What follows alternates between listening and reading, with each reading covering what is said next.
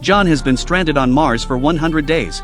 In an effort to reconnect with Earth, John finally located the missing Pathfinder, the landing probe that had been sent to Mars by scientists. The moment John unearthed it, the team on Earth detected fluctuations in the Martian signals. They didn't realize right away that John was still alive.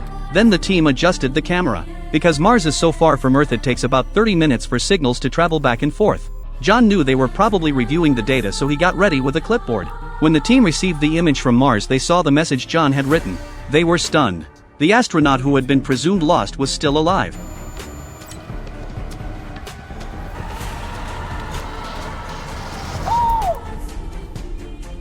For a while they communicated back and forth.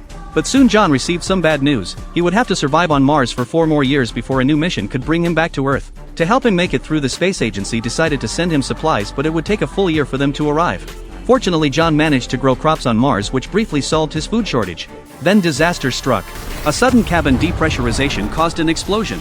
John was severely injured and all of his crops were destroyed.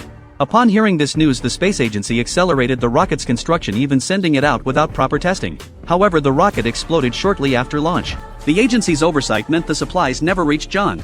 If they spent more time building a new rocket, John might starve to death before it even got to Mars. The mission manager contacted the astronauts on their way back to Earth, informing them that John was still alive. Upon hearing this, they decided to return and rescue him. The consequences of this decision were grave. It could cost all their lives. After careful calculation, it was determined that the fuel on board wasn't enough to get the ship into Mars orbit. John had no choice but to use a ground-based vehicle to search for his team. To make the vehicle break free from Mars gravity, John had to reduce its weight. He removed the cabin door and the windshield. This was a nearly impossible task. Without these modifications, the vehicle wouldn't be able to dock with the ship, but it was his only option. And so John prepared for launch.